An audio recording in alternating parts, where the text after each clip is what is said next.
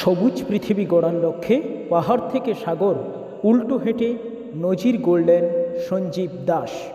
সঞ্জীববাবু একসময় আইটিসিতে চাকরি করতেন। 60 বছর বয়সে চাকরি থেকে অবসর নেওয়ার পরেই মানুষের জন্য কিছু কাজ করার চিন্তাভাবনা আসে তার মাথায়। এরপরে পরিবেশ বাঁচানোর চিন্তাভাবনা শুরু করেন তিনি, আর সেই লক্ষ্যেই তিনি বদ্ধপরিকর হন। নগরায়ন এবং নির্মাণ কাজের ফলে প্রতিনিয়ত নির্মমভাবে কাটা হচ্ছে গাছ, তার ফলে বাড়ছে দূষণ। তার উপর মাত্রাতিরিক্ত প্লাস্টিকের ব্যবহারের ফলেও বাড়ছে দূষণ। তাই দূষণমুক্ত পৃথিবী গড়ার বার্তা দিতে পাহাড় থেকে সাগরের উদ্দেশ্যে হাঁটলেন এক বৃদ্ধ। সাধারণত দূষণমুক্ত পৃথিবী গড়ার লক্ষ্যে এর আগেও অনেক পরিবেশপ্রেমীকে পায়ে হেঁটে বহুদূর যাত্রা করতে দেখা গিয়েছে, তবে বছর 65-র সঞ্জীব দাসের যাত্রা একেবারে অভিনব। দার্জিলিং ম্যাল থেকে গঙ্গাসাগরের উদ্দেশ্যে তিনি পিছন দিক দিয়ে পায়ে হেঁটে আসলেন। অবশেষে বুধবার সেই গন্তব্যস্থলে পৌঁছল সঞ্জীব দাস।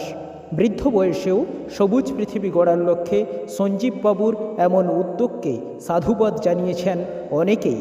জানা গিয়েছে, সঞ্জীববাবু একসময় আইটিসিতে চাকরি করতেন। 60 বছর বয়সে চাকরি থেকে অবসর নেওয়ার পরেই মানুষের জন্য কিছু কাজ করার চিন্তাভাবনা আসে তার মাথায়। এরপরে পরিবেশ বাঁচানোর চিন্তাভাবনা শুরু করেন তিনি, আর সেই লক্ষ্যেই তিনি বদ্ধপরিকর হন। 2021 সালে গঙ্গা দূষণ নিয়ে মানুষকে বার্তা দিতে উত্তরাখণ্ডের গঙ্গার উৎপত্তিস্থল গোমুখ গঙ্গোত্রী থেকে গঙ্গাসাগর পর্যন্ত 2010 কিলোমিটার পায়ে হেঁটে যাত্রা করেন। তবে সে ছিল সম্মুখ দিকে স্বাভাবিক হাঁটা। সেই যাত্রার সময় তার সময় লেগেছিল 98 দিন। কিন্তু মানুষকে সচেতন করার লক্ষ্য হলেও সেই সময় তিনি খুব বেশি মানুষের কাছে পৌঁছতে পারেননি। অনুভব করার পরেই ঠিক করেছিলেন যে দার্জিলিং থেকে গঙ্গাসাগর পর্যন্ত আবার পায়ে হেঁটে যাত্রা করবেন। তবে এবার সোজাসুজি নয়, পিছন দিক দিয়ে হেঁটেই 930 কিলোমিটার পথযাত্রা। সেই মতো তিনি যাত্রা শুরু করেন। অবাস্তব মনে হলেও সত্যি, আজ তার সেই যাত্রা এখন শেষের পথে।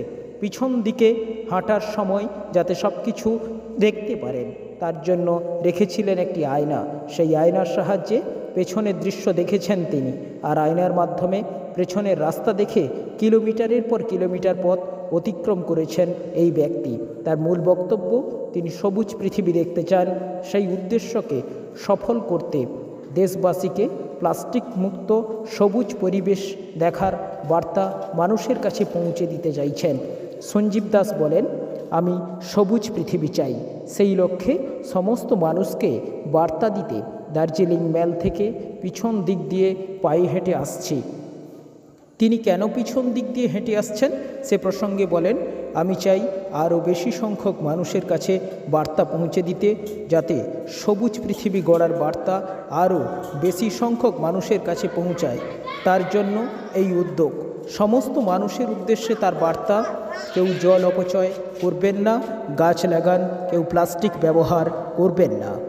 আমি 4 নভেম্বর দার্জিলিং থেকে গঙ্গাসাগর কপিলমুনি আশ্রম, ওখান থেকে যাত্রা শুরু করি 930 কিলোমিটার পথ।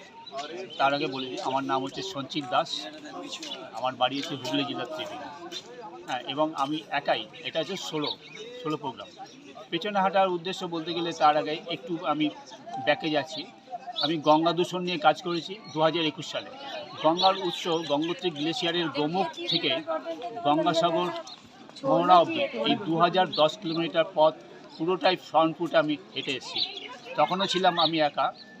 তখন আমি চিন্তা করলাম যে এই সময় লেগেছিল 98 দিন।